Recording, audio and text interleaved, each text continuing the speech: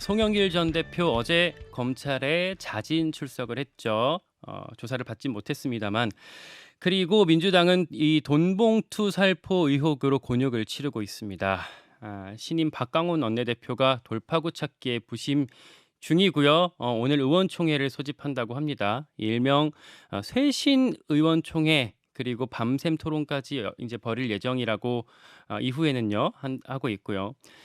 그런데 이 상황을 타개할 만한 비책이 여기서 나올 수 있을까요? 오늘은 민주당 중진이죠. 오선의 안민석 의원 연결해서 이야기 들어보겠습니다. 안민석 의원님 나와 계십니까? 네, 안민석 의원입니다. 네, 안녕하세요. 네, 어제 업데이트된 뉴스부터 좀 짚어보고 넘어갈게요. 우리 일부 뉴스 연구소에서도 전해드렸지만 송영길 전 대표가 자진 출두를 갔다가 그냥 돌아오게 됐습니다. 여기에 대해서 뭐 검찰이 좀 받아줄 만한 것도 아니냐, 조사할 법도 하지 않았냐라는 의견이 있는 반면에 뭐 조사를 안 하겠다라고 했는데 의미 없이 간 거 아니냐라는 의견도 뭐 당내에 같이 섞여 있는 것 같아요. 어떻게 보실까요?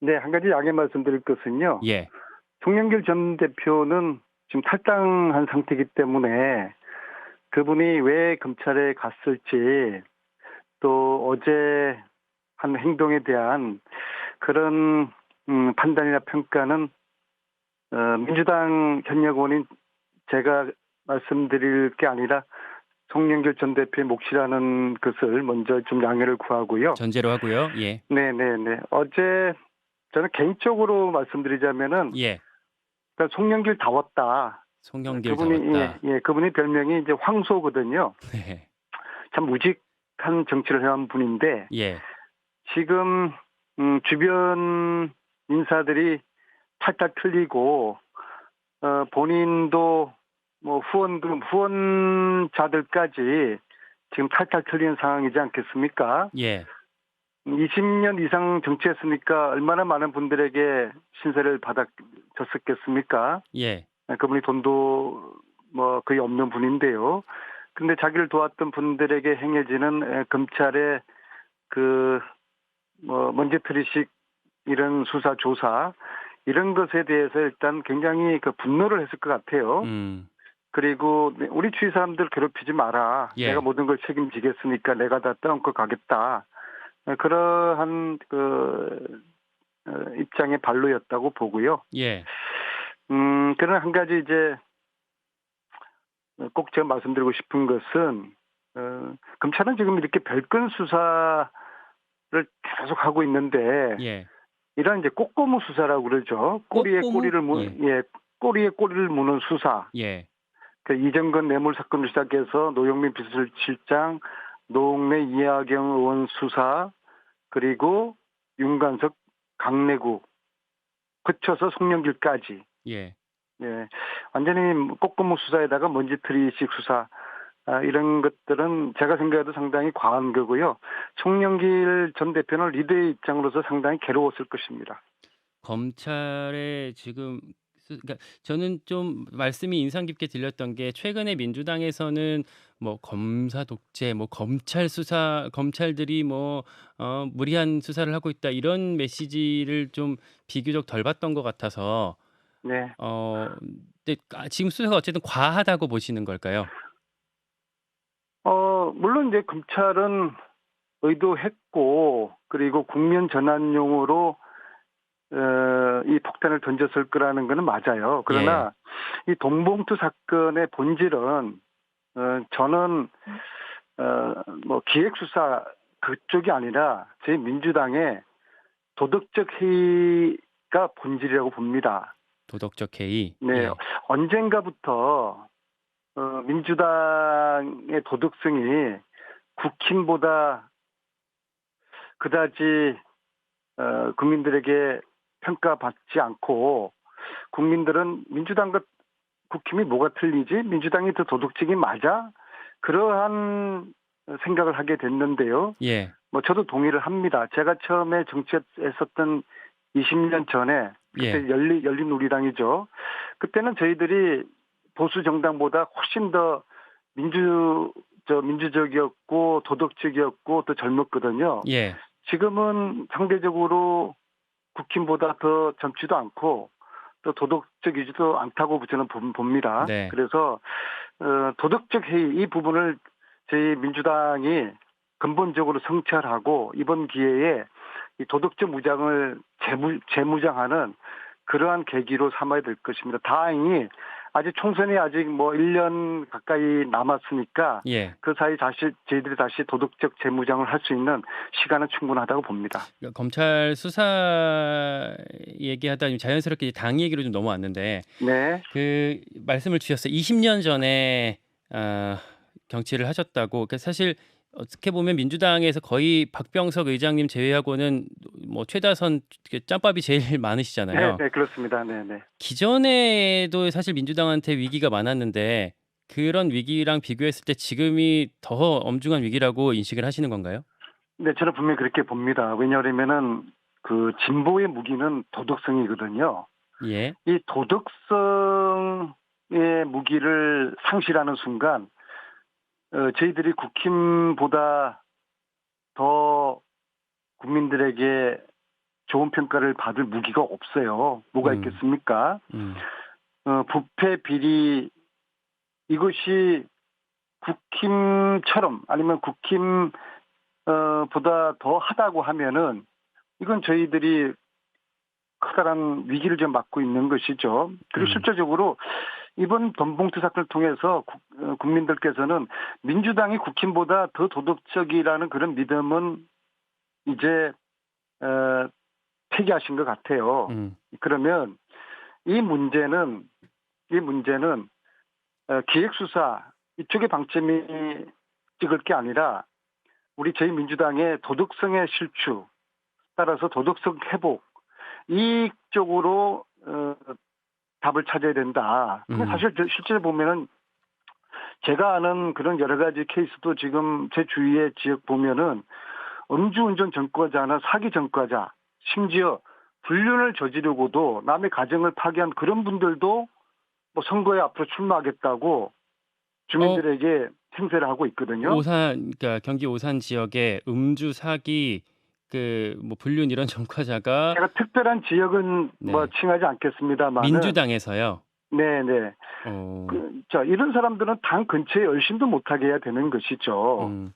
이런 사람들이 출마하도록 하는 것, 출마 기회에 조금의 여지라도 주는 것은 당의 도덕성에 치명적인 회의를 국민들이 갖도록 하는 것이죠. 알겠습니다. 그래서 예. 이번 기회에 이런 분들이 출마하지 못하도록 당이 쐐기를 박아야 된다고 생각합니다. 그래서 도덕성을 회복하는 그런 계기로 삼자. 저는 그렇게 생각합니다. 그러니까 말씀을 정리하자면 검찰 수사가 과하다고 생각하시긴 하지만 지금 우리가 거기에 초점을 맞출 것이 아니라 당의 지금 상황을 좀 쇄신하는 데 있어서 초점을 맞출 시점인 것 같다라는 말씀인 것 같고요. 네, 맞습니다. 이거 그럼 도덕성 회복을 지금 말씀을 주셨는데 그럼 이거를 어떤 뭐 출마 기준을 좀 강화해야 한다든지 그런 구체적인 뭐 방안까지 고민을 하시는 걸까요? 우선 두 가지인데요. 첫째로 예. 도덕성에 하자가 있는 분들은 그 당원 자격 자체를 다 박탈을 해야 됩니다.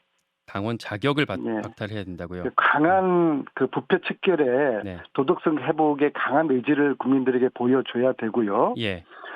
지금 사적생의 각오로 돈봉투 사건을 헤쳐나갈 생각을 해야 된다고 봅니다. 그래서 첫 번째로 아무튼 도덕성에 하자가 있는 사람들은 당 근처에 얼씬도 못하게 해야 되고 잠시만요. 네. 지금 말씀 주신 당원 자격 박탈이라는 얘기는 그러면 대상이 지금 논의가 되고 있는 뭐 송영길 전 대표나 윤관석, 이성만 의원, 그러니까 이 돈봉투 의혹의 뭐 핵심 연루자로 이름이 오르내리고 있는 분들한테 해당할 수 있는 얘기일까요? 연관되는데 제가 구분돼서 말씀드리겠습니다. 첫 번째는 이제 당 전반에 언젠가부터 도덕성이 해이해져 있는데 이것을 재무장하는 그런 이제 계기로 삼기 위해 가지고 도덕적 하자가 있는 사람들은 어떤 출당시키거나 당 근처에 얼씬도 못하게 하자. 두 번째로 지금 말씀하신 이번 돈봉투 사건 관련자들 있지 않습니까? 예. 여기에서 대해서도 아직 뭐 본인들은 억울해하고 부인하지만 이것이 만약에 사실이라고 그러면은 단호한 조치를 해야 되는 것이죠. 그런데 이게 수사로 밝혀지게 수사로 밝혀지기까지는 시간이 걸리지 않겠습니까? 그렇죠. 그래서 예. 지금이라도 지금 언론에 회자된 당사자들에 한해서 저는 일단 자진 출당을 자진 권유를 하는 게 자진 맞다고 봅니다. 자진 탈당 네, 권유요. 자진 탈당이요. 예. 왜냐하면은 그 2년 전에 부동산 의혹으로 12명 되는 분들을 자진 탈당을 권유한 사례가 있지 않습니까? 그리고 그분들 일부가 자진 탈당을 해서 다시 억울함을 다 해소하고서 복당을 하셨어요. 예. 예, 그러한 그 사례를 준용을 해서 지금 돈봉투 관련자들에 대해서 단호하게 조치를 해야 된다.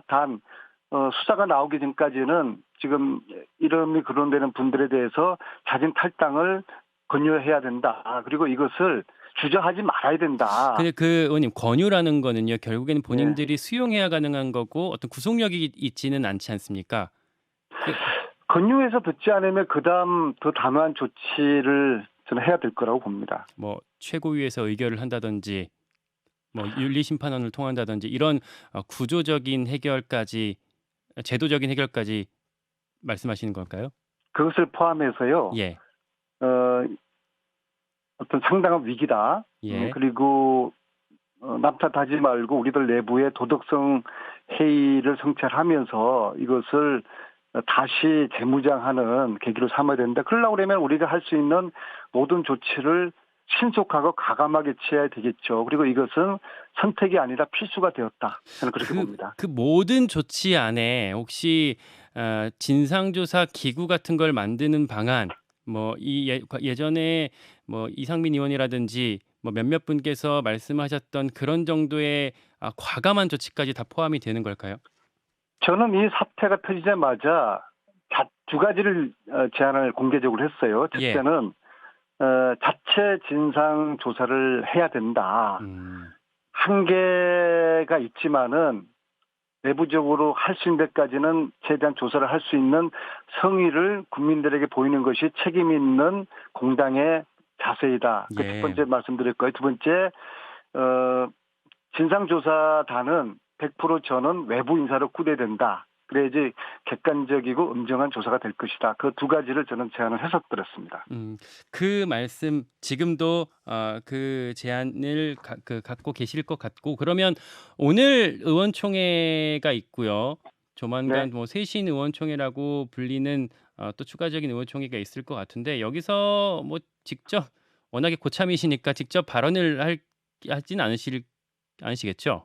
그러니까 분위기 봐서요. 예. 저는 최대한 의총에서 발언을 하지 않는 편인데요. 예. 제가 하고 싶은 이야기를 어느 누구도 하지 않으면은 용기를 내야죠. 그리고 오늘의 그 첫 번째 의총의 키워드는 쇄신뿐만 아닙니다. 그 전에 반성이 돼야 되는 겁니다. 예. 반성과 쇄신이지 반성 없이 쇄신만 하자는 것은 아직도 이 위기를 위기로 받아들이지 못하는 거기 때문에 왜 민주당의 도덕성이 이렇게 해이해졌는지 여기에 대한 반성 속에서 전화위복 계기로 삼기 위한 쇄신 방안들이 도출될 거라고 봅니다. 네.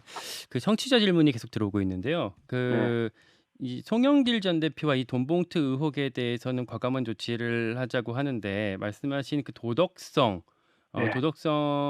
대해서 이재명 대표의 뭐 사법 리스크 여기에는 해당하지 않는 것이냐라는 질문이 들어오거든요. 어떻게 좀 답변하시겠습니까? 저는 제가 볼 때는 이게 좀 딜레마인 듯 하지만 네. 근데 냉정하게 보면요. 아니 이재명 대표가 돈봉투 사건에 무슨 연루가 되어 있습니까? 단 일에 관여가 돼 있지 않은 것인데 이게 마침 이재명 대표가 책임을 져야 된다는 듯한 그런 인식으로 이재명 대표의 리더십에 흠집을 내거나 이재명 대표의 그치를 이야기한다는 것은 저는 전혀 동의할 수 없고요. 아까 제가 청취자 라이나님이 주신 건데 아마 요 질문은 이재명 대표의 돈봉투 의혹이 아니라 사법 리스크 다른 사건에 관한 질문인 것 같아요. 그러니까 이 돈봉투 사건하고 사법 리스크하고는 이제 별개로 이제 구분해야 되지 않겠습니까? 예. 네, 그래서 특히 동북 사건 계기로 이재명 사퇴해라. 이재명 사법 리스크 있으니까 사퇴해라라는 이야기에 제가 동의할 수 없다는 것이고요. 저는 예. 제가 볼 때 지금도 당내에서 지도부 사퇴 이야기를 하고 계시는 아주 소수의 의원들이 계시죠. 계신데요. 예. 아니 그분들은 윤석열 정권과 싸울 생각은 하지 않고 이재명 대표하고 당원들하고 싸우는 이런 분들은 참 저는 정체성이 좀 의심스럽고요. 정체성. 예. 예, 저는 이번 계기에 좀 당의 기강도 좀 바로 세워야 된다. 지금 시점에서 우리가 검찰 정권과 싸워야 되는 시점인데 당 지도부 사퇴 이야기는 더 큰 분열만 초래하고요. 예. 지금 뭐 비대위는 더 나은 대안이 아닙니다. 저도 이제 정치 20년 하면서 숱한 비대위를 경험했지만은 성공한 비대위도 없고요. 특히 지금 당이 위기 상황에서 당 지도부가 굳건하게 세워져야지 이 상황을 헤쳐나갈 수 있고요. 선출한 당 지도부를 일상적으로 흔드는 이런 내부 총질에 대해서는 저는 이제는 당 지도부가 예. 엄중하게 경고할 필요가 예. 있다고 봅니다. 알겠습니다. 한 당의 기강을 세워야 됩니다. 한 30초 정도 남았는데요. 네. 그 정유라 씨, 그러니까 최서원 옛날 이름 최순실 씨가 최순실 씨의 딸인 정유라 씨가 네티즌들을 무더기로 고소하고 있다라는 말씀이 있었어요. 네, 저도 뭐 최순실, 정유라 두 모녀에게 고소를 당했는데요. 예. 근데 두 사람이 뭐 제가 당하는 건 상관없어요. 근데 한 2,500건 정도를 지난해 무더기 고소를 했다고 지금 보도가 되었어요. 예. 그리고 이 분들이 이제 최근에 법적 정치적 대응을 공동으로 하기 위해서 시민단체를 결성을 했어요. 그래서 오늘 국회에서 이제 기자회견을 하는데요.